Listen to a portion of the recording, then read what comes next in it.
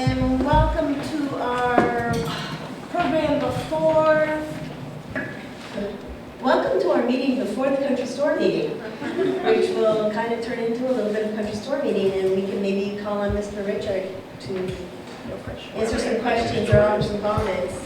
So we are in order, and we have minutes from the October meeting. Janet, we did not go into turkey.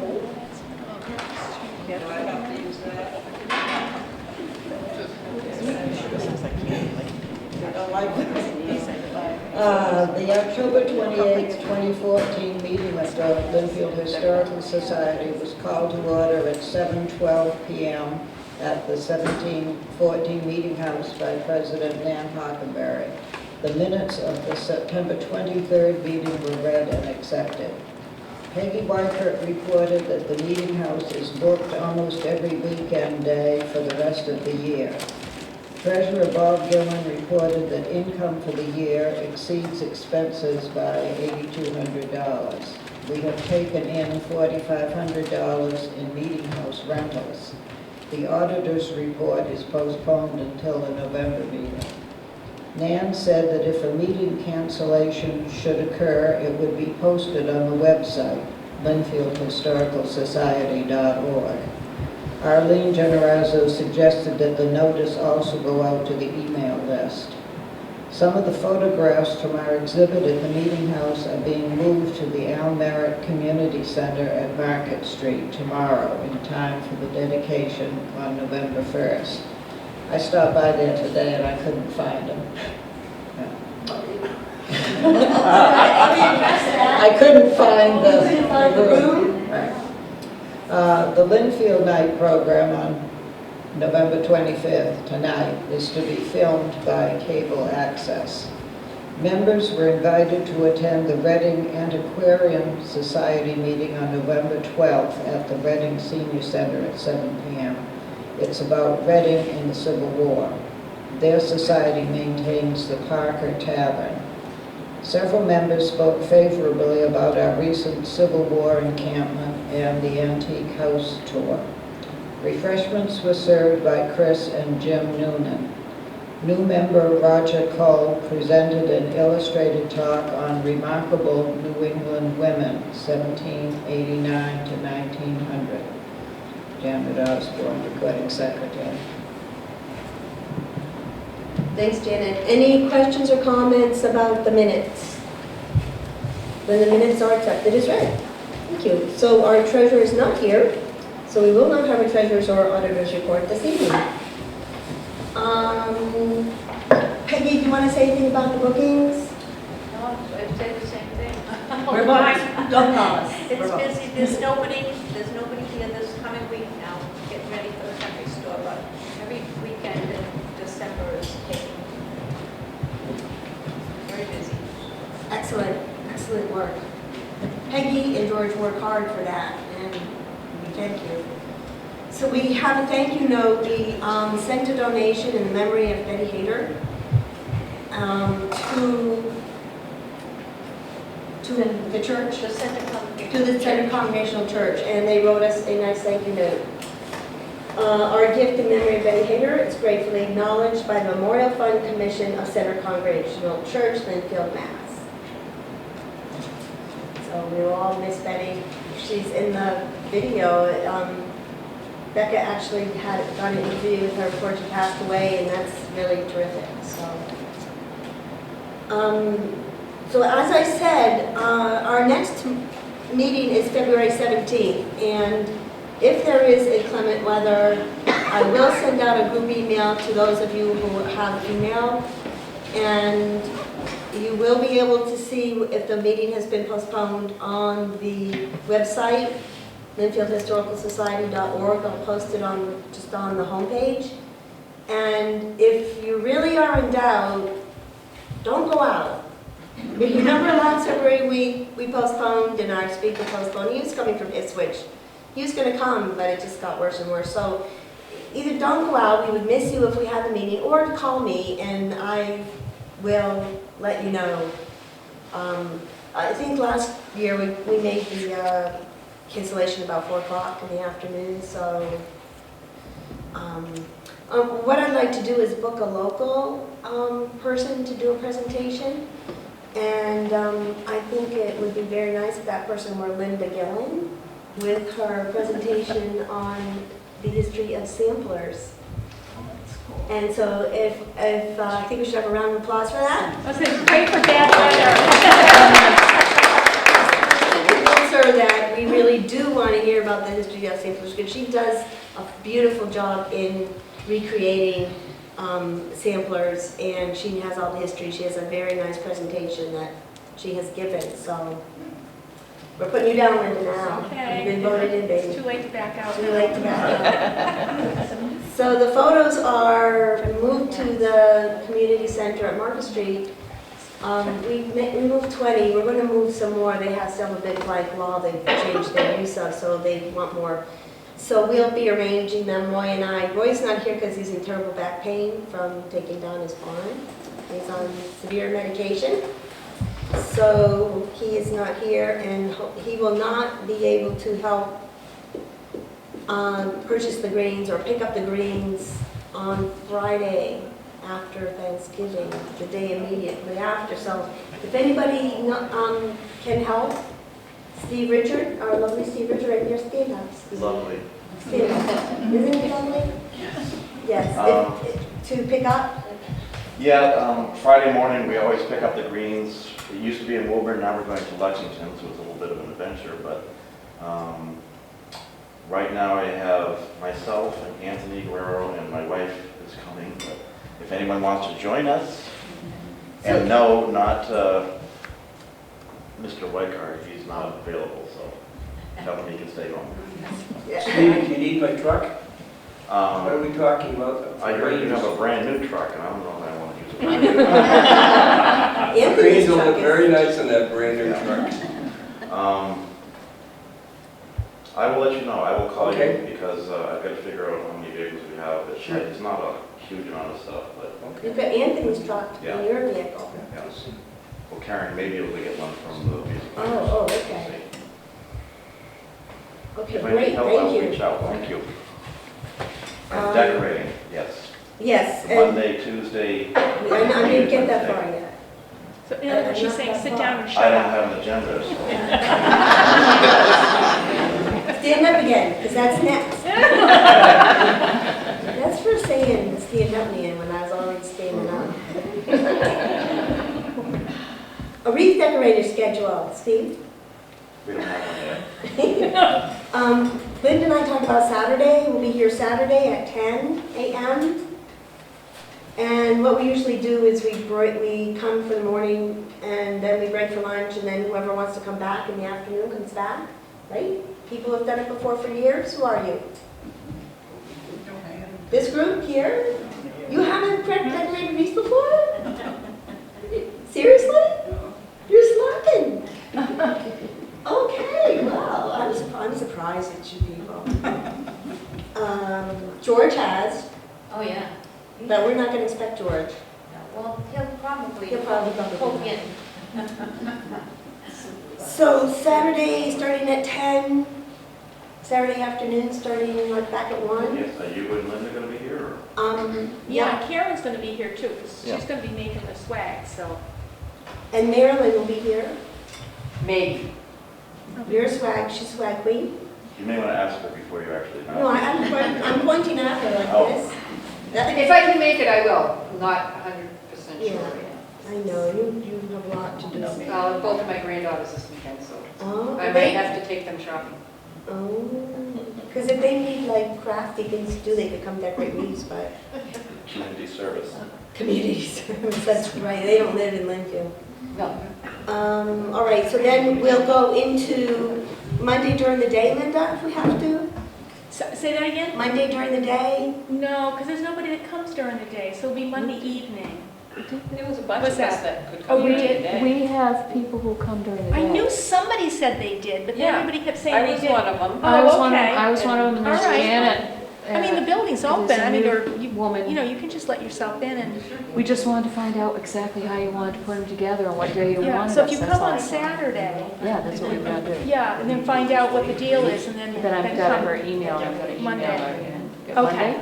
Monday. Monday. You want Chris, me- is 10 o'clock good for you on Monday? So do 10 o'clock or do you want to do 10 o'clock is earlier? fine. 10 10? o'clock is fine, do you wanna come on 10? Yeah, I think I can do Monday. Okay, so we'll do Monday at 10 and we'll see We what's day going on. people are Yeah. an We'll have it on independent group. Saturday, Yeah. and so we'll keep a, maybe we can, maybe post a schedule on the website too. Okay, so we've got it started, and then Karen, Ness, and Benny and her crew will come in the evening. Yeah, just Drink, yeah. Oh, I didn't from realize like she was 7 to 9, on Monday night. Monday, Tuesday, yeah. Okay, okay. I was kind of under the impression she couldn't come on during the week, that's why she wanted to come on Saturday. No, but last year, we didn't have a lot during the day, so most of it was done at night, so that's why we just figured, Oh, that's okay. why to she jump wanted to on. do Saturday to get a jump Okay. on it, but. Good, okay. All right. And then we all make them exactly the same way, so Yeah, they kind go of. fast. Tell you what. So, Anne Marie Pendola. Yep. When would you like your baked goods dropped off? Ideally, Friday night, or as early as you can Saturday, because it just takes time marking them, putting the prices on them. So, okay, so we will be here Friday during the day decorating. Will we be here Friday at night? Yeah, Friday at Yeah, night, Friday At night. night, from like yeah, 6 on. yeah. okay, that's fine, because I can be there then. From 6 on, okay. And you and I are going to get together with, And coleslaw, you make coleslaw. who was, Gina, you were making brown bread. Brown bread? Oh, you're doing it for the baker, okay. Yeah. Marilyn, were you going to do coleslaw with me or brown bread? I was going to do some brown bread. Who was the other person going to do coleslaw? Who did coleslaw last year with me? No, You had a coleslaw, you had two other coleslaw people. I did. I was one of I'll have to my You're- notes. Okay, so, And I don't know because we're going to do it, I did coleslaw last year, Oh, the three of us. but you did too, Chris? I did it too last year, but Oh. I'm not doing it this year. You're not doing, okay, because we're going to meet Friday afternoon and put all the stuff in my processor so we don't have to chop. Good idea. Yeah, that was not fun. Then would you do it? It could be fun. It You could be can fun. email me. Coleslaw party? I don't know. It's a beautiful thing. Bring your own cabbage. There you go. Well, yeah, we'll bring some I wine. sent you an invitation. Okay, so 6 on. All right, and so we have 2 shifts, right, Linda? Tell me if I'm wrong on this. 9 to 12 on that day and 12 to 4. So if you want, you can come down and do some jobs, volunteer. Those would be the times you can come and stay all day. Welcome to come and stay all day. Or just come like 9 to 12, 12 to 4. Anytime you can grab an hour or 2 in between there is welcome also. You can just roam around and find a job that somebody needs to leave and fill in. That'd be terrific. Okay, anything that you want to say about that, Linda? I don't think so, I think that pretty much covers it. And Steve? Don't help, we'd love to have you. Yeah, there'll be Christmas music and frivolity. Snacks, we have breakfast snacks in the morning. And I mean, for the wreath, the decorating. What's that, say that again? And for the wreath decorating, we have plenty of food and Yeah. Christmas and Christmas carols and carols. stuff. It's very festive, it smells wonderful in here. it's going to be a lot of fun. So we might expect to see everybody. Fun. It's gotta be a lot. But not as much It's fun. going to be a lot of fun. If you don't come, you'll miss out on the fun. And we'll be putting your name down. Is the bow, like, we get a lot of questions a lot of times about the timing of the bow, like, you know, is there a certain time that you can do the pines upstairs, or is it all day? All day. 9 to 4. 9 to 4. Oh, Yeah, all day, yeah. We're 9 to 4. Okay, I thought it was just the morning. All right, great. No, we've changed that. We are going all day long. Any other questions? Okay, so thank you to our hostesses, Roberta and Jo Beatrice with help from Rosemary Watt. Where are you, Rosemary? She's live. Oh, that's too bad. So our program for this evening, we will be having our panel discussion recorded by Eric Hamlin. Thank you, Eric. Thank you. Eric went through a lot to get here for us, and I really appreciate it. And then after our panel discussion, Becca's video will be on view over here. So after we finish, get a cup of coffee, come back and sit down, watch the video, and stay as long as you want. Just want to remind you Dancing with the Stars is on tonight, and it's on the... It doesn't start till 9, so. Oh, really? Yeah. Well, we got to hurry up. I already checked that out. Just kidding, I'm just kidding, this is way more important. All right, so I'm going to put this here, and you know, I can be an MC or something, but I know that we can talk into that and be heard. So let me introduce Becca, and who will then say something about herself. So Becca is a junior in high school, correct me if I'm wrong. She has gotten her approval for her Gold Star project, doing the interviews with people from Lynnfield and asking them many questions, intimate questions, and recording them. And we appreciate Becca being the moderator this evening. And congratulations on the Gold Star project.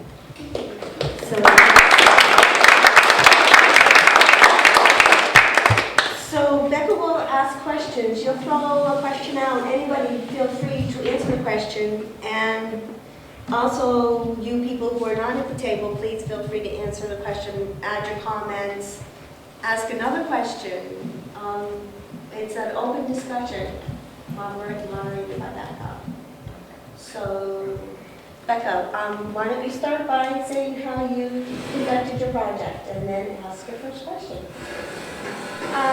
Okay, so basically what I did was I interviewed about 13 people, and I used the same list of questions for each person, and I recorded them. Thank you, John Sievers, my father, for following me around and recording all these interviews. And at the end, I made one short highlights video that's about 20 minutes long, a longer highlights video that's about 2.5 hours long, and then I also have all the raw interviews, and I even did an interview of myself, of what it's like to be a 16-year-old in 2014. So yeah, all these are going to be used for future reference and whatnot. So to begin, let's see, should I ask people to introduce themselves? Yes, please. Okay, so yeah, we'll just have people introduce themselves. So I'm Becca Sievers. I'm Arnie Wills. I've lived in Lynnfield since 1948, so I've seen a few changes. I'm Charlie Willis. I'm Bob McKendrick. I've lived here since '56, so I'm a newcomer. I'm Janet Osborne. I first lived here in 1937, lived elsewhere for a while, and now I'm back. I grew up in South Lynnfield, and now I live in the center. I'm Hope Nutter, and we moved to Lynnfield in 1968. So we are really newcomers. I'm Ron Nutter, Hope's husband. I was with the school system for a number of years as a counselor at all 4 schools when we had 4 elementary schools. And I'm very happy to be here, very impressive. We were asked to participate on this panel. Yeah, thanks. You're certainly welcome. You're welcome. I'm Peggy Weikert. I used to be Duggan, and we had Duggan's Pharmacy down in South Lynnfield for 30 years. We came here in 1947. Still here.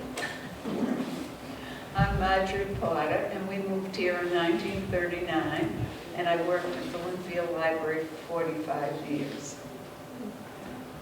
Great. Yeah. Awesome. So to get a jump start, where did you where did you live in Lynnfield at first, when you first moved in? You tell. We lived in Sherwood Forest on Loxley Road, and we were the 12th one to move in when Sherwood Forest was started. And I built the first house that was occupied, and it was my first house too. My father and his partner bought the Sherwood Forest land during World War II. And they paid $17,500 for 200 acres.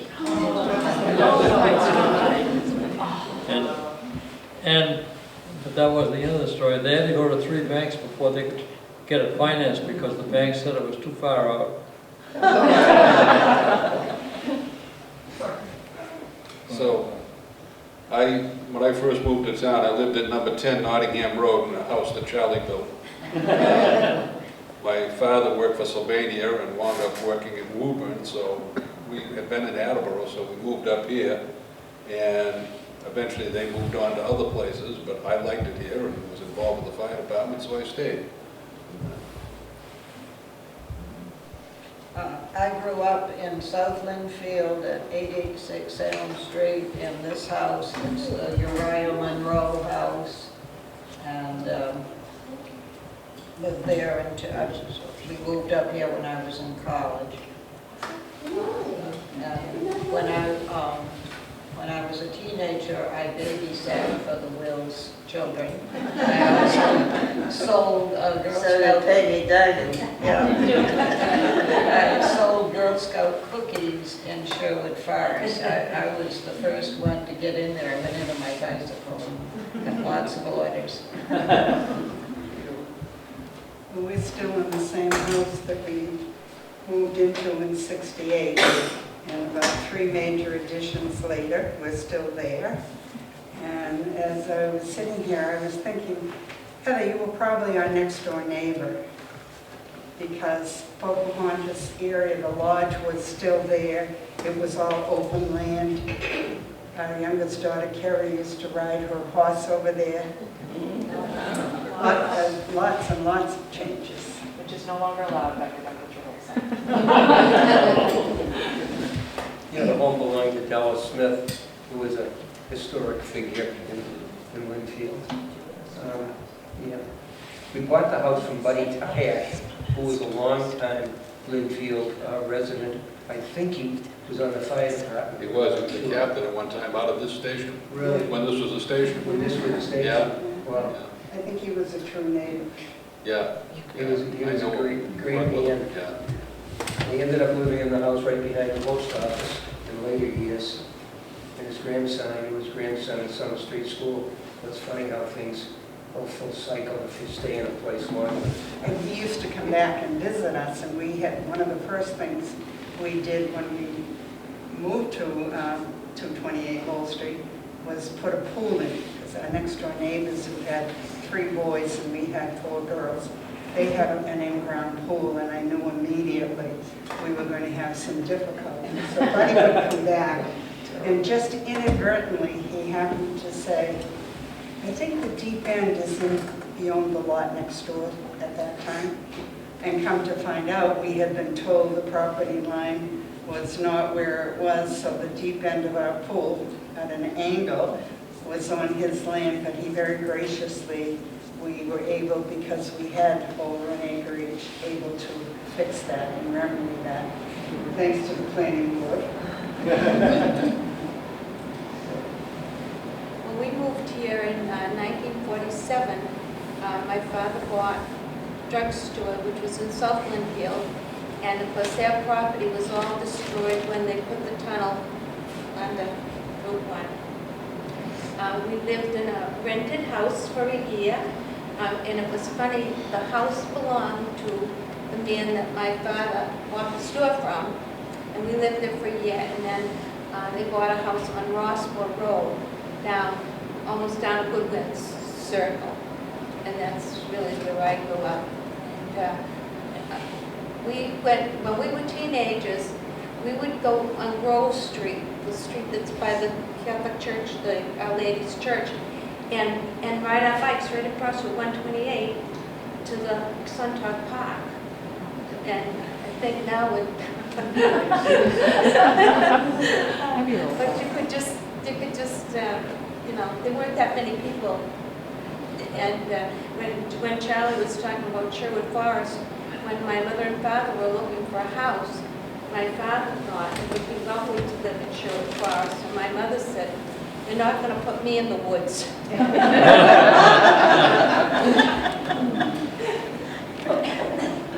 We rented a house on Arlington Street for a year, and my parents bought it, and my daughter lives there today, right behind the library.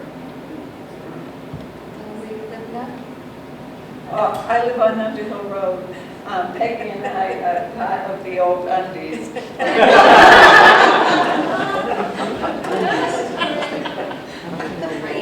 So, now for the next question. What has changed about Lynnfield since you were younger? Everything. Just speak up. Well, the average age of people is a lot older. I was 24 when we moved here. We had a little 6-month-old baby, and now he's on Medicare.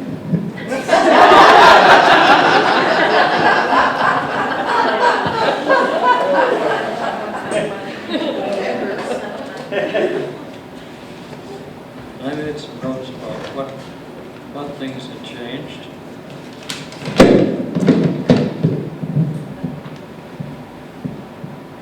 There were actually only a few people on Loxley Road that were over 35. A lot of people in their 20s, a lot of World War II veterans and so forth. There was one full-time person working in Town Hall. That was Mrs. Oliver, and she was the assessor's clerk. There were other people in there, but they were part-timers, like the building inspector and so forth. I wasn't calling the police. They was sort of in the basement at the back of the old town hall.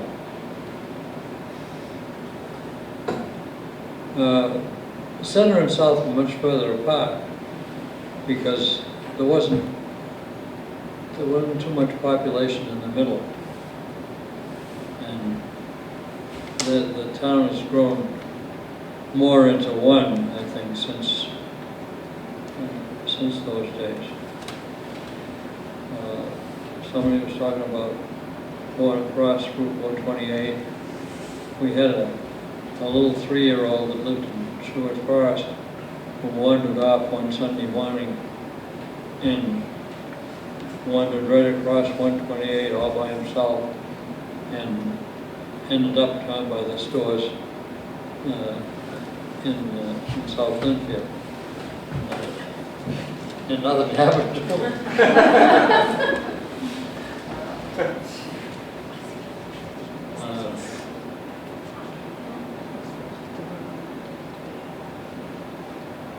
We used to have pig farmers to pick up the garbage, and they all smelled pretty good.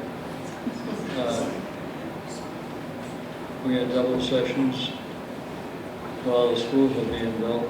There were several years of 200 houses a year. That's being built. And I built a few of them, but because the biggest bunch in those days was Glen Meadow. And, you know, we might have a dozen houses a year built now. Anyway, pass it on. I got a couple more things for you. Go ahead. All right, I'm thinking of how things have changed over the decades since I came here in 1956. When I came here in '56, I I was in, I think it was 7th grade, and I went to the building that was being built on Main Street. It was, half of it had been built earlier, and it was the junior high school combination. And I was in the second graduating class from the high school, which was 1961. So in 56, 57, each year they added one class. Before that, all the high school kids went to Wakefield. So they were constructing the right-hand half of the building on Main Street. Of course, we've since torn it down, which makes me feel pretty bad, because I said, here's a building I was in when they were building it, and they've torn it down. One thing changed too was the fire department that I was on for 42 years, but back in the late 50s, I mean, this was the fire station. The 1936 Maxim sat over here, the 53 International sat here. Now, it was so tight in here that the International had a cab with doors on it. Well, the officer had to get in from the driver's side and slide across because you couldn't open the right-hand door. There was a wall over here, there wasn't room enough. And on this side, the ladder on the Maxim came back, and there was like a bathroom or something back here. And there was a hole in the wall where the ladder actually fit in. So if you're in there using the facility, you wanted to be careful of the truck back then. You wanted to be doing yourself. You know, and like Charlie said, the fact that between here and South Lynnfield, there wasn't a heck of a lot of houses, and it was really kind of two separate communities. And it was, Lynnfield Center was always thought to be, especially from those of us in South Lynnfield, a little bit snobbish, you know, and it was like the wrong side of the tracks and so forth. But I've looked at some of the maps too, when you look at a road map from like, say, 1960, and it's all white. And now you look at it, it's all lines. It's, you know, it's completely covered with roads and streets and so forth. And I think one thing that hasn't changed, I think that Lynnfield is a great little town, sort of a hidden jewel of the North Shore. I mean, it's a great town, it's a great place, and yet it's close to everything, and it's not as expensive. I mean, it's got its values, but it's not as expensive as some of these places. And I don't see where the value is, because I don't see where it is in Newton or Marblehead. I mean, they're nice enough communities, but to me, and I think the people here have always been very good. I mean, that has changed, and like Charlie mentioned, I mean, a lot of us have gotten older. I mean, in the old days, everybody was young. They worked for Sylvania, GE, they were engineers, they were whatever. Of course, all those things have pretty much gone south, literally, you know. But, moving along. The schools are totally different from when I was here. None of the buildings that I attended are still standing. I went to the old South School, which is where the South Lynnfield Fire Station is now. It was a 4-room school. It served 6 grades. There were 4 teachers, including the principal. So each year, there would be 2 grades in the same classroom taught by the same teacher, which must have been challenging. And then over in the center school where Center Village is now, was the elementary school for this end of town, and then they built an addition on one end which became the, like, junior high, or I don't think they called it that, the grade 7 and 8. And this is a picture of my 8th grade graduating class in 1950. There were 33 students, and that was the total number in 8th grade for both South Lynnfield and Lynnfield Center. And after that, they bused us to Wakefield. So I graduated from Wakefield High. And of course, everything is totally different now.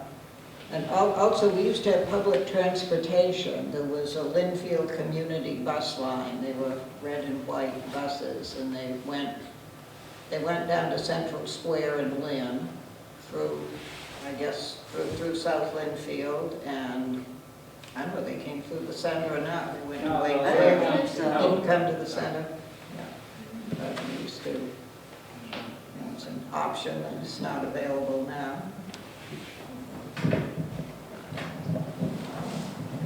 We don't really go back that far, but probably the biggest thing that affected us was Pocahontas Lodge was functioning, And it's kind of a funny story. The day that they were tearing it down, I was very familiar with the building. It was a lovely stone, a fieldstone, and I would think, well, these houses that Mr. Melch is going to build will have beautiful fireplaces.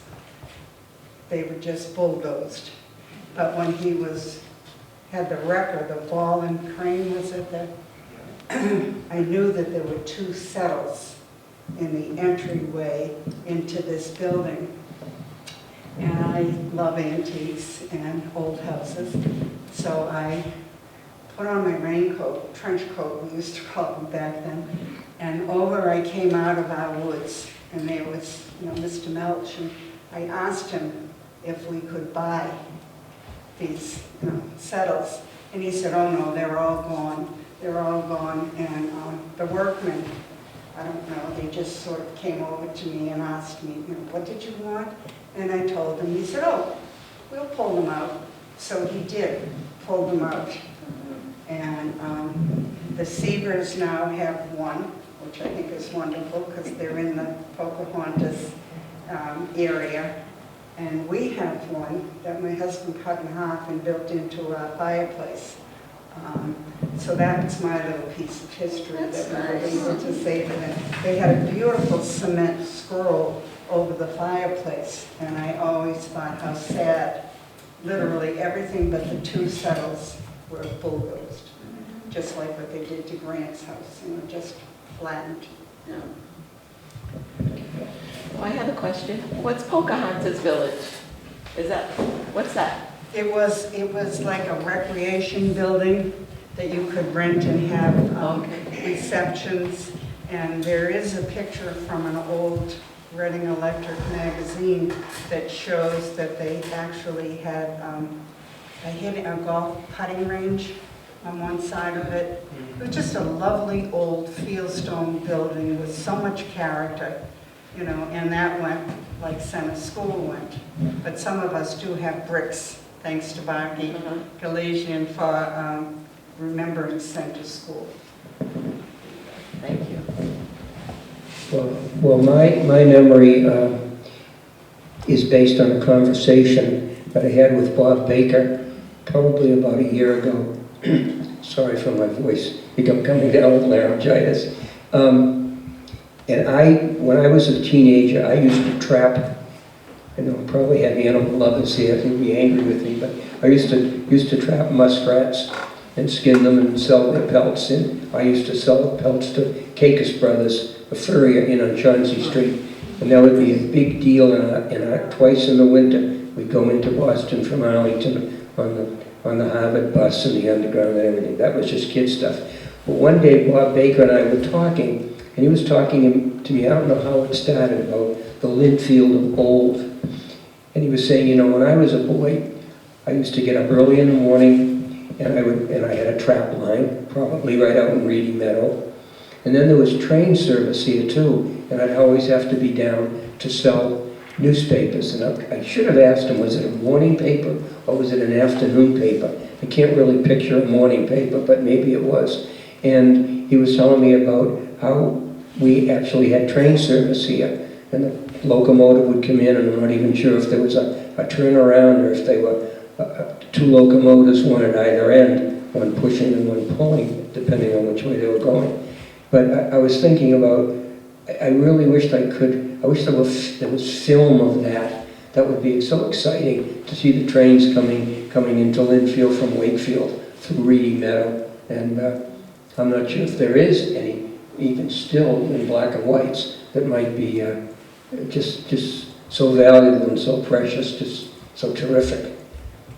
But that's... I can tell you a little bit about it. Okay. Not to take it away from you, but when you mentioned the trains, which are near and dear to my heart, we had train service, we had passenger service up until 1958. And the last few years, it was basically the Budliners, which are bi-directional, self-propelled RDCs, rail diesel cars. Before that, it would have been the small steam engines pulling the open platform wooden coaches built about 1900. This line was the Newburyport Branch Railroad, And it basically went from here over through Peabody and down actually into Salem. It actually changes at one point, but not to get too technical about it, but that's the trains that come out of Salem, they come up through Peabody, up by Sue Chang's, right along Lowell Street, and then come in here, then stop here, then pick up people here, then they go over to Wakefield, Wakefield Junction, and then proceed into North Station and so forth. So it was an active passenger line up until 1958. And there may be some, I would love to see some pictures around too, but I've seen a couple of small ones, but nothing too much.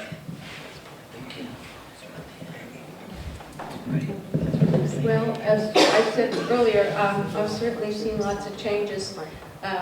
Janet was talking about the bus. There was no high school in Lynnfield when I went to high school. So I didn't want to go to Wakefield High School. Some of my friends were going to St. Mary's down in Lynn, so that's where I went. But I got on that Lynnfield community bus every morning at the end of our street and took me to Lynn and brought us home at 3:30 or whatever. So that the school certainly has changed so much. And when my children went to the center school up here, there were so few children in the classes. I mean, you just can't believe how the numbers have changed. I don't know. I've seen an awful lot of changes, but I can't remember all of them. Margie, you can tell.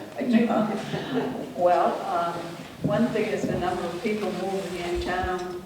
We went out for a walk and people said, oh, you must be the Llewellyns, the new family in town. And our phone number was 275. And I remember walking, my mother would send me over to the center to get a loaf of bread for 11 cents. That was way back in the good old days. At one time, all right, I'm from Revere. At one time, Lynnfield was known, we can't get them.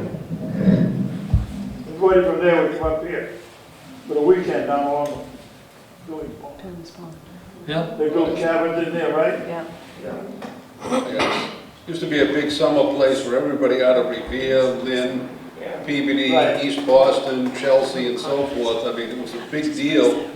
They'd take the train up to here, and then they'd either get a ride in a buggy or walk down to the pond, where they had little cottages around the pond. But it was a big deal, and kind of a summer resort for the whole North Shore city type thing. When you were, when you were. Did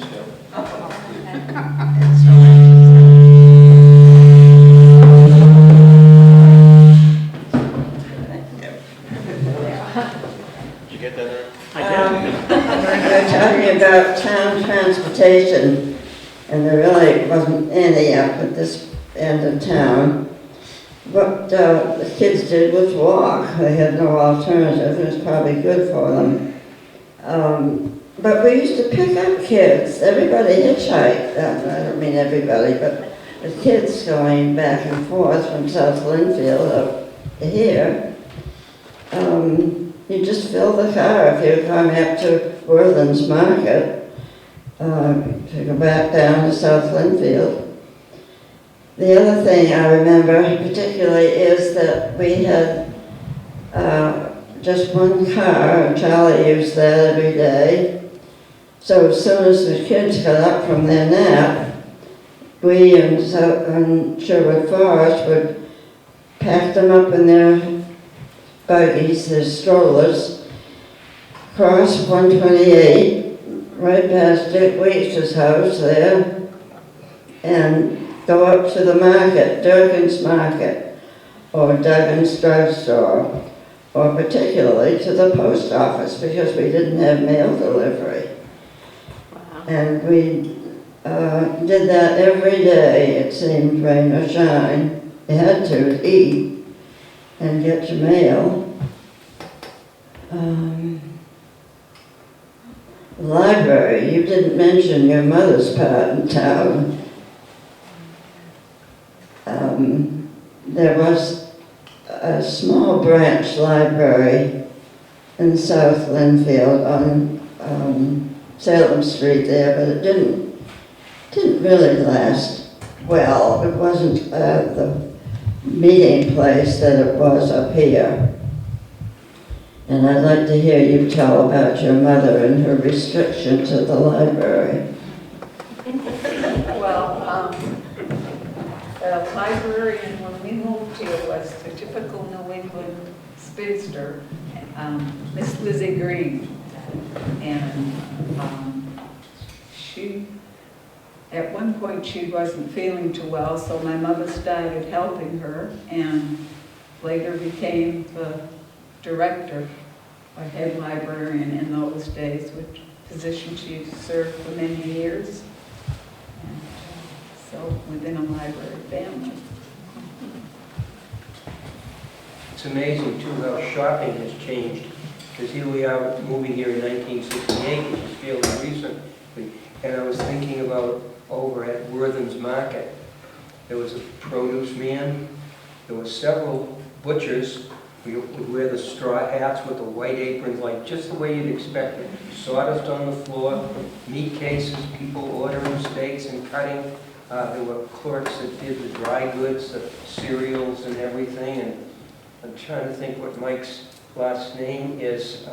He lived on Beaver Ave, and he raised racing greyhounds on the side. That was Joe Carmody. Joe Carmody. Yeah, Mike Carmody was, I pitched softball, and Mike was my catcher. But that's another whole story. But you go into Worthen's, and it was like really a step back in history, and people just weren't acting. They were busy. Mr. Carmody was doing the fruits and vegetables. People, excuse me? Popey was doing the fruits and vegetables. Wasn't Mr. Carmody there? Yeah, they were both there. Okay. And they had orders, and there were 2 or 3 women in the office, and they would cuff people. You could charge for a whole month, and then you pay your food bill at the end. That's a slang term. Let people charge on the cuff. They used to say, write it on the cuff. We'd cuff them, and it was a busy, thriving market. There were fewer people living here then than there are now, and yet all our markets have gone elsewhere. It was also social. Yeah. Oh, yeah. It was great. And the telephone was upstairs. Yes. Oh, really? I didn't know that. Town telephone. Wow. And the barber. When I grew up in Lynnfield, I was born in 1953 and I've lived all my life here. When I grew up on Chestnut Street, there were sheep in Boynton's farm behind us, and Wenzel's house was diagonally across the street from us, and they raised chickens, basically commercially. They sold the eggs commercially. My mother would give me $1 and I'd go across the street and come back with a dozen eggs. And across the street from us were horses. It was more or less a gentleman's farm. And then behind us, as I said, there were sheep. And Mr. Boynton owned that property. And he also had a tree nursery, and he raised vegetables. He also worked in Boston in the candy, the Necco company. And it was just a really great place to grow up because it was all farmland, and you were really out in the sticks, and it was just incredible. And then later on, when I got to be about 8 years old, a family named Kohler moved in across the street from us, and they were famous for the horse falling down the well. That was a big thing in the early 70s. There was a horse that fell down a well, so it survived. They got it out, but yeah, that was the excitement in our area. Well, there were cows at Joe Smith's farm right across from the Zebras. Yep. Oh, yeah. He had 90 cows there at one time. Plus there was cows here with Hudson's farm right behind the center. Yeah. Yep. People don't realize that this was a little farming community. Yes. It was a very, and you also had Magas on Summer Street. They had chickens. The barn has been torn down. Yeah, but they had. They all had chickens. Everybody. But I mean, they had a lot of chickens. Yeah. I mean, people nowadays have like 4 or 5 chickens, and they're running a farm. But these people had hundreds of chickens. There was Red Wing Farm too, that was down off of Walnut Street, where the big, where all the big mansions are that overlook the golf course. Yeah. Oh, Yeah, this we one? got a couple of old baskets that have the old stencil on them, Red Wing. And we were puzzled as to what it was, and Hope asked around and found that there was. And all the apples from Apple Hill would go to Gary's apple cider press right there on Walnut Street, and they'd squeeze them and make cider, and I don't know what they did with the pulp, but I'm sure they didn't throw it away, because you didn't waste not, want not, was their slogan for life. And yeah, just when you think about it, this town has changed a ton, like all towns, but it has. Well, Glen Meadow was not a big, it was Walker's Orchard. And that was all apple trees. Yeah. And that was right handy to the cider mill. Yeah. Yeah, well, he had a place for storing the apples right next to Thistle Lane where those big mansions are. Well, this place burned one night. The problem is it had sawdust insulation. The walls were like 2 feet thick with sawdust insulation. Believe me, that is the most god-awful stuff to try and handle because it just smolders and, I mean, there's nothing to it. I mean, you can't, it's not like a piece of wood you can pull down. I mean, it's almost like every grain of sawdust has to be shoveled out of there. I mean, it was nasty. But Walker, who owned that, he also owned Walker Oldsmobile in Wakefield, which is where I think it's CBS now, it was the telephone company, so right next to the Armory. So he was a car dealer, so he used to keep cars over here sometimes too. Cool, so, All you had to do was ask. so, another question, so who are some great characters in Lynnfield that you remember? Delta Smith. Smokey Noland. Yeah, that's Oh, yeah. Smokey, who lived up the street, I never really knew exactly what. Let's say maybe he was a little slow or something like that. But like fires. he was so into the fire department. I guess also back I think he was the flagman for the grade crossing when the trains were coming through here on a regular basis, the passenger trains. I know he had something to do with the station that was there and with taking care of it. But he used to hang around the fire station and he'd come on the radio and announce the alarm. KCF 511 announcing a box alarm, you know, because he had the, not a speech impediment, that's what, you know. And he was a character. And like I say, loved fire department and so forth. He used to work part-time up at Sagamore's golf course. I gave him a ride up there one time in my Chevy convertible, which was a hot rod. It had 2 4-barrel carburetors. He didn't talk for a couple of days after that. But he was a real character. He's buried over here in Forest Hill, along with about 50 firefighters over there, most of whom I knew. But yeah, he was definitely probably the premier character, if you could say. You know? And he didn't drive, he just rode his bike around. Yeah, yeah. Yeah, I never heard that he drove at all. No, no.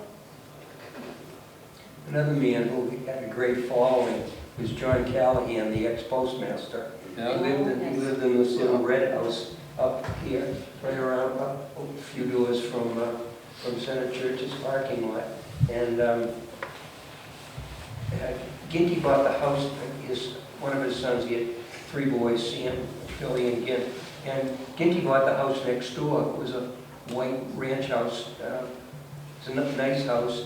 And Gint still lived at home with his parents next door. And Sam was up in Bar Harbor, Maine, so it was just Rita and John and their children, Billy and Gint. And it became, maybe through Kenny Burnham, I'm not sure, it became available as a rental for hockey players.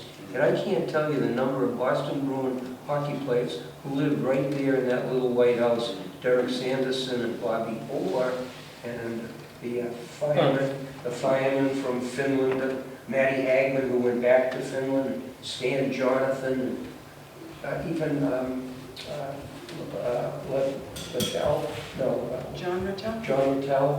Rattel was there briefly. That was like a spot where if they needed a place to live for a while, families, it wasn't just a single man's dwelling. And then they get themselves established, and 9 out of 10 of them stayed here in Lynnfield, bought property here, and were year-round residents. Yeah, I was thinking, John, he was always swing by for a beer. The beer was always cold, and John's door was always open. That's a true story. And he was so beloved in this town. He was a character. And there's a plaque again to his son in front of the post office. Yeah. I just have to say, he mentioned the hockey players. I was working in the drugstore and Bobby Orr came in. I couldn't talk.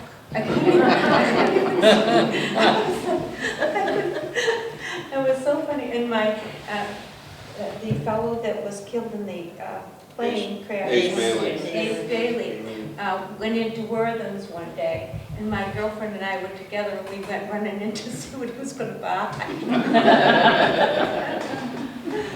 We had a lot of athletes It had a lot, in yeah. Lynnfield. It was near the airport, and it was a nice community. Kenny Hodge, and Finkel. Yeah. There's a funny story about him. Charlie Strumsky. Oh, tell your story. Oh. Ron called me one day because Center School was one of his schools. And he said, I have just seen the tallest man. And Ron was downstairs, his office for a short period of time was downstairs, and the ceilings were very low. And poor Hank, he could not stand up straight. So that made it seem that he was even taller. It was astounding. He could kneel at church on a kneeler, and I could stand up. That man would be taller than I was. I still see him around. Oh, yeah. I don't know him, but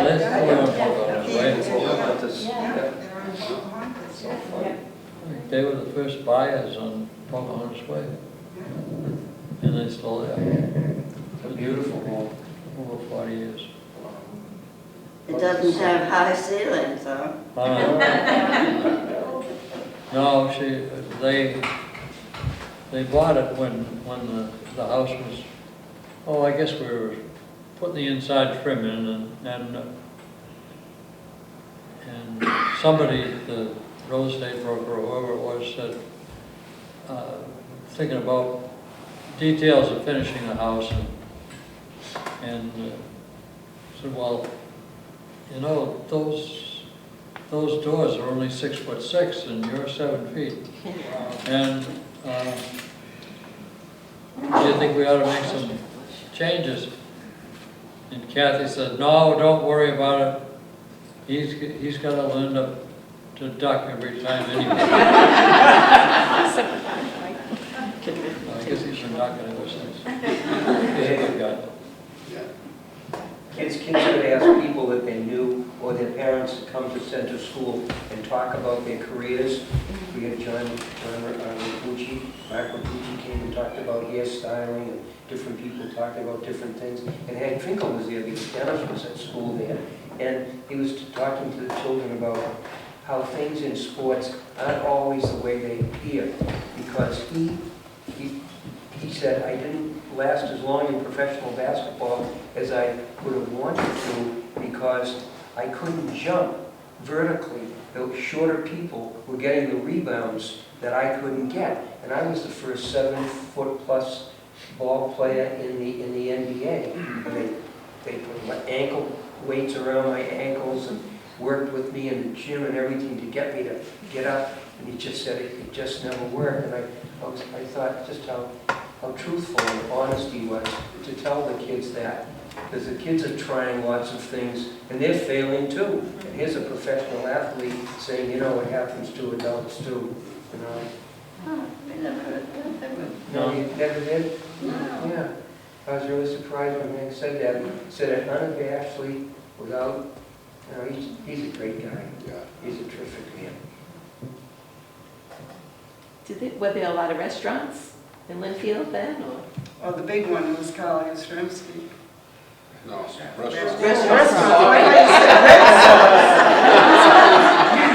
the eyes go, then the ears. Kernwood, yeah. There weren't many restaurants. And then Colonial. Kernwood came in the 60s, because it was in Malden, and that was the open-air ballroom and the driving range there, which... Kimball's. Didn't you own the office building there? No, I didn't own it, Oh, you have an the office? Coney Harris. Well, somebody did. No, I was just a tenant there for 40 years. Okay, yeah, you had the office there, that's what it was. Yeah. But yeah, so that came there, but then we had of course, the Colonial, which was added on to multiple times, the Ship, Goodwin's. Everybody thought that where Spinelli's is, they always said that was Lynnfield, but a little bit of the parking lot was Lynnfield. It was Peabody, even though they called us a couple of times when there was a fire, they called Lynnfield because Peabody, there was no fire station really in West Peabody. There was a fire truck in Preston's garage, manned on call, but they called us a couple of times to come out there. I'll tell you a quick story about the Colonial. I've been up there doing an inspection, and a couple of months later, we had a fire in there. So we go up, and we're trying to get through this door that's kind of on the driveway coming up from Walnut Street into the basement where the fire is. We broke 2 axes trying to get through this door. We couldn't figure out why we couldn't get through the door. Finally, guys got around the other way and came in a different way. We found out in the 2 months since we'd been there and walked through that door, they bricked it up on the inside. Left the doorknob and everything, and made it look like it really was. What you total pole down here? No, total pole was Norumbega Park. Okay, I'm thinking of Starlight Pole. Yeah, it was Kimball Starlight. Yeah, I'm thinking of Starlight. My father used to come up here from Attleboro in the 30s as a teenager. They used to come up 128. 128 was Salem Street all the way.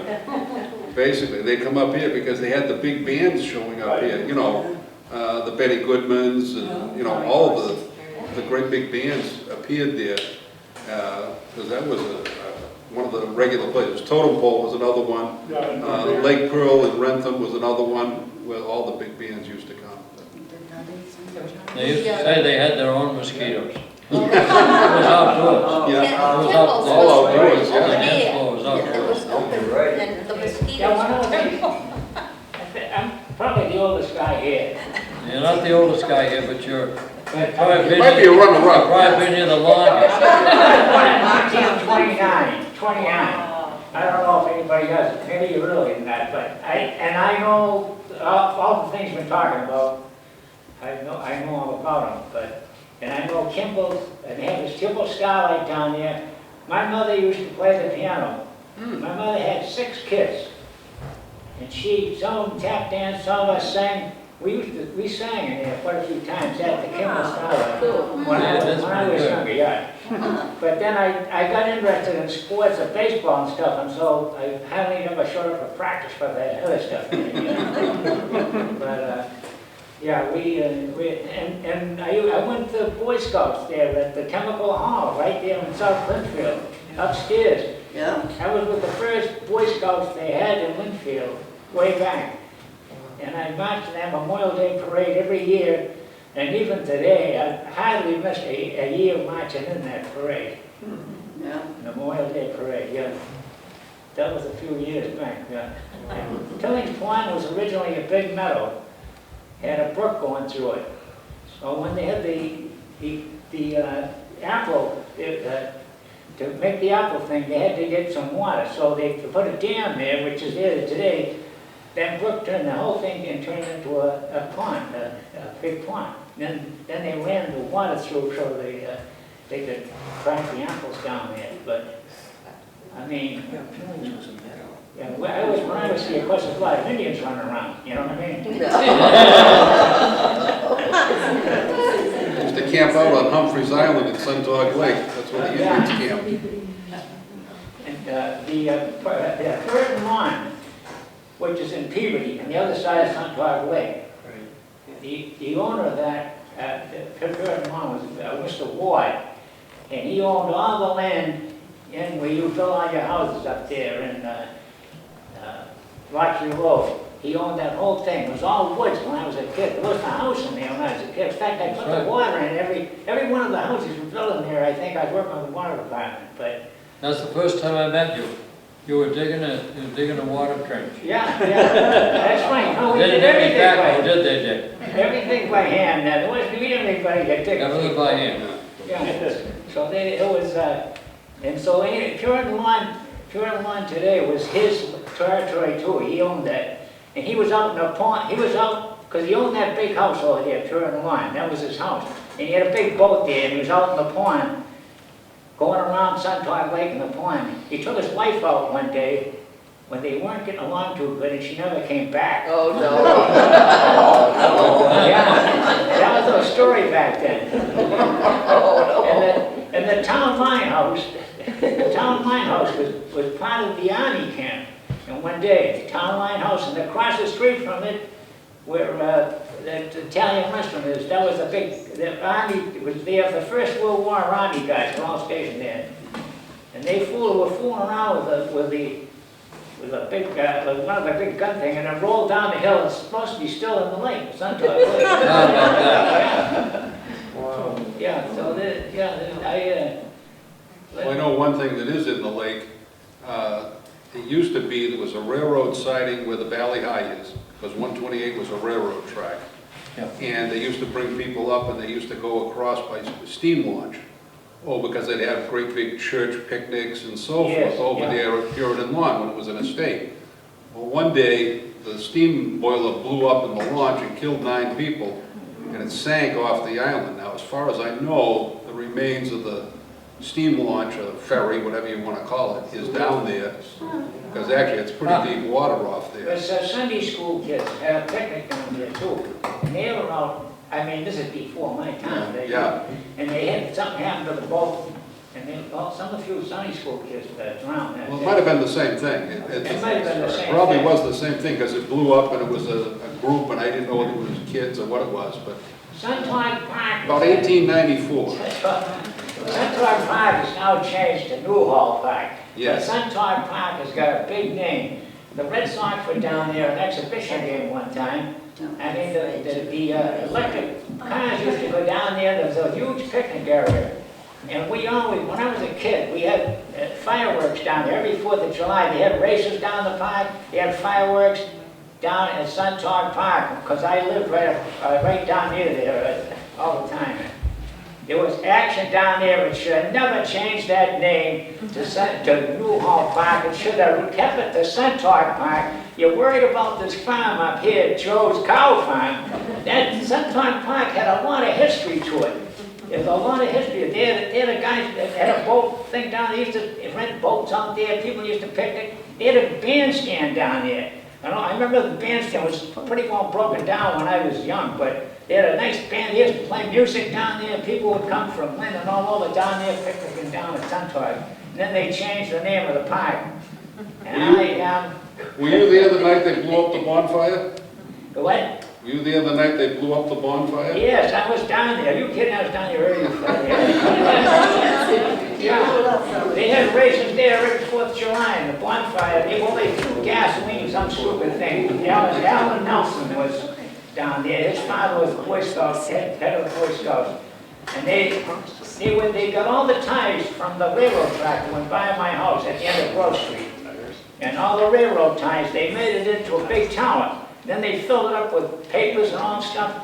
They did that every year. They had a big, and they would throw gasoline on it or something. They did have an accident once. That was maybe the last time they had it. After that, It wasn't the last time. He didn't die, maybe. No, I think there was a broken arm was the worst thing, but yeah. it was a lot of it was the old wooden tonic cases from Haywood's Beverage. And what had happened is they poured gasoline on to light it. Somebody pulled the false alarm. The fire trucks were there on standby. went to the false alarm. When they came back, they said, oh good, the fire trucks are coming back, and they threw a match into this thing. Well, the gasoline had all vaporized, and the thing went kaboom, and it blew these things to kingdom come. People were running for their lives. These big wooden tonic crates coming down all over the place. The next day when you went down there, over on the other side there was this whole big floating raft of tonic cases in the lake. And needless to say, I think that was 1959. I think that was the last bonfire Lynnfield ever had. And anybody brings it up again, everybody says, nah, bad idea. We have time for one more topic, so, Becca? Yeah, so the last question is going to be, what were some of the gathering places in Lynnfield? So like clubs and organizations. Yeah. Well, it's not a club or an organization, but I'll give you one gathering place because I was thinking about this earlier. Back in the 60s, a lot of us had fast cars. We used to hang around behind the South Fire Station on Salem Street, Salem and Summer Street. And we used to race on 128. The racetrack, basically, it started at the Walnut Street ramp, and the finish line was the bridge over Summer Street. And back then, unlike today, there'd be a gap in the traffic, so the two cars would wait until there's a gap in the traffic, then they come out, line up, and they come racing up this way. Well, this one night, there's about 100 of us sitting there on the guardrail when the cruiser pulls up. And the two cops in the cruiser, who I won't mention, say, what's going on? Now, they knew perfectly well what's going on, because one of them had a fast car, too. And had been known to be out on that same stretch. And everybody says, oh, this is going to be good. So somebody says, well, Frankie in his 440 Dodge is racing Dennis in his 327 Chevelle. And everybody's rubbing their hands. This is going to be good. So pretty soon you see the headlights, and you see them boom, boom, boom, and they're coming through the gears. And because they come over the top of the bridge, they're doing about $120, about 120. Well, they put the blue light on. Well, Frank went to Manchester, Dennis went took it off at Goodwin's, went and hid, and so forth, you know.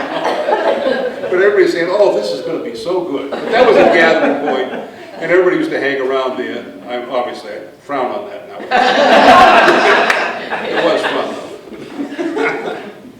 I don't think that I knew of any, I was left out of it, I guess, any gathering place early on, and that's one thing our kids particularly complained about growing up in Lynnfield. We heard from several of them at that time, the town rocks, there's nothing to do. And of course, well, I won't go into that. There had been talk about building, what do they call them, teen center. Yeah. And that never went anywhere. So the kids had to find their own amusements. There's Couples Club. Both South Lynnfield and Lynnfield Center had Couples Club that met every month for parties or dances. Anybody else? And Arnie, speak about the 4th of July celebration the Couples Club would put on every year. Yeah? Yeah, we were never home for it, but...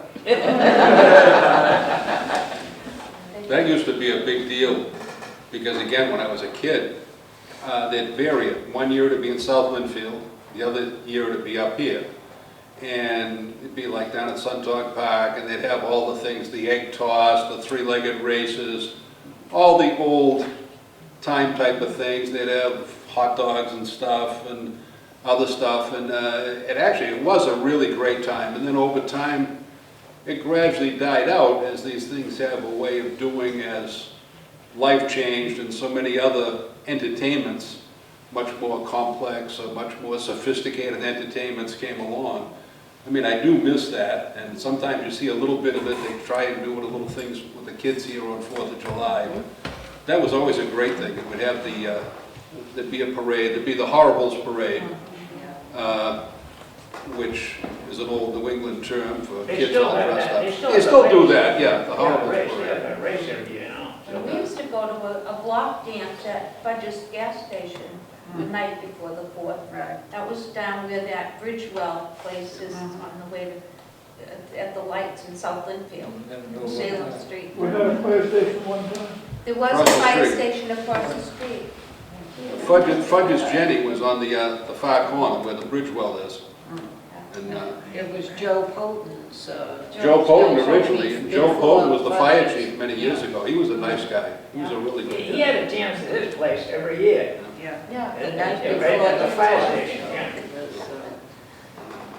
And we used to go down to Suntog, as Dick was saying about Suntog Park.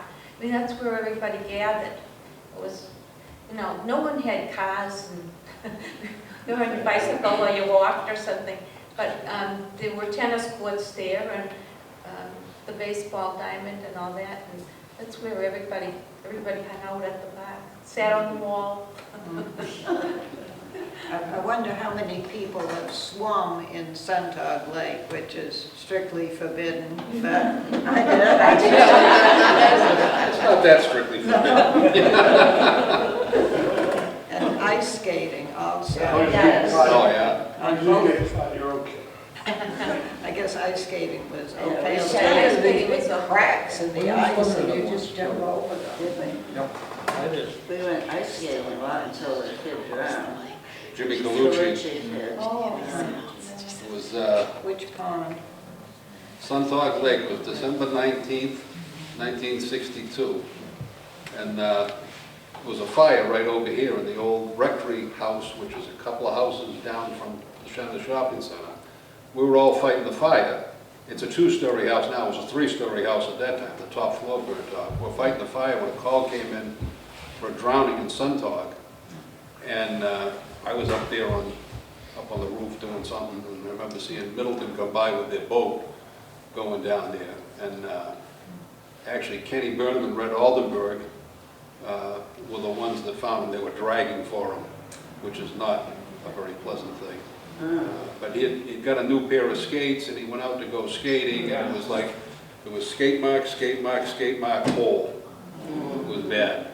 Yeah. You know? It wasn't far from shore either, was it? No, it wasn't, because that's a pretty deep Yeah. lake, you know. That was the barber's son, right? Yeah, he was the barber. He owned the bowling alley on Yeah. the barber shop. Yeah. We used to skate on Suntog all the time. Yeah, but it was early. It was early in the season. It hadn't been that cold. Right. His sister was on Main Street.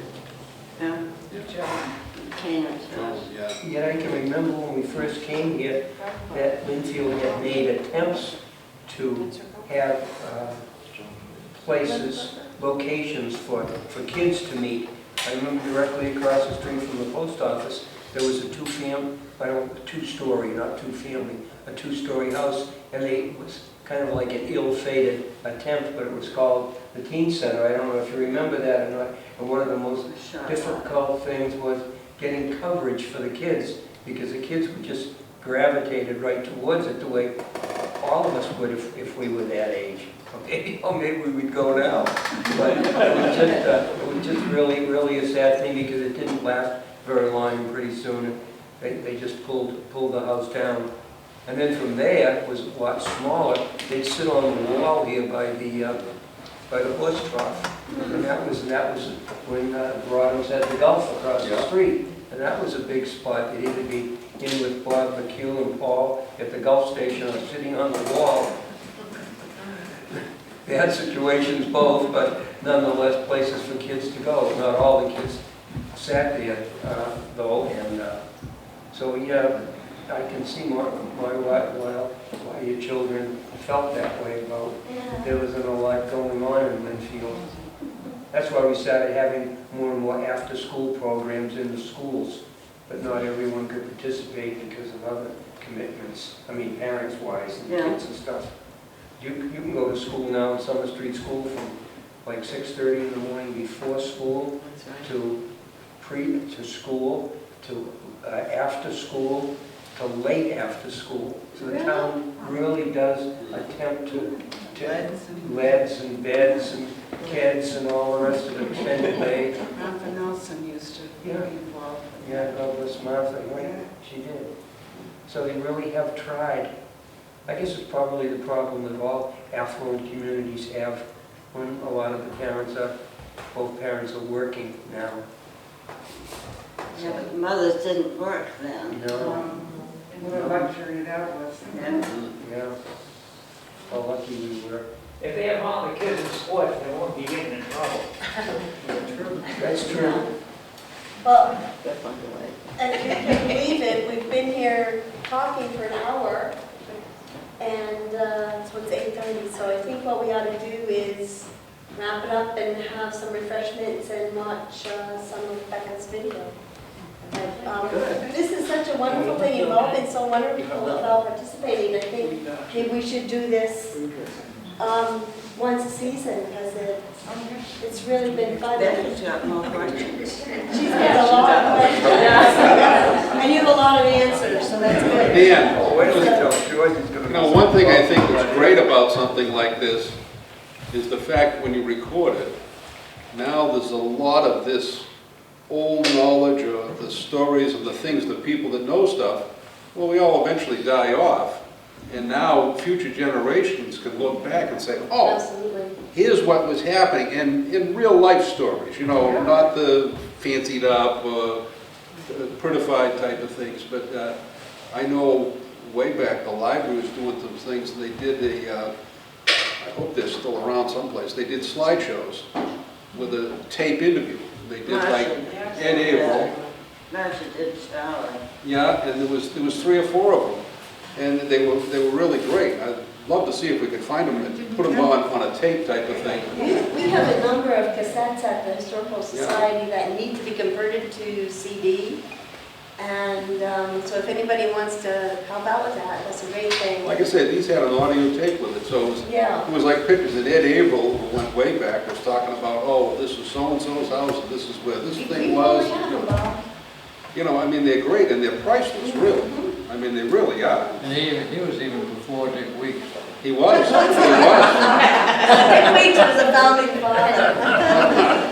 But Yeah, also, he came over on the Mayflower, didn't he? Yeah. Also, we've heard a lot about locations and stores and landmarks and restaurants, and when you look around at the collection of photographs that we have on exhibit here, and then upstairs you can see at the country store, and the ones that we also took over to the community center at Marketplace, there are a lot of these locations in these old photographs, and you can look at them, you can see them and see what was happening, what existed back then. But also the Society has a great collection of photographs as well, which is where we got those.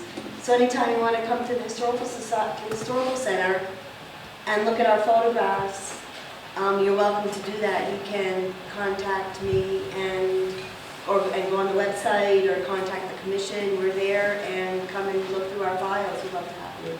It's your history. It's your objects. It's your community. So I think that's all I have to say. Yeah? Okay, so thank you. Thank you for coming. And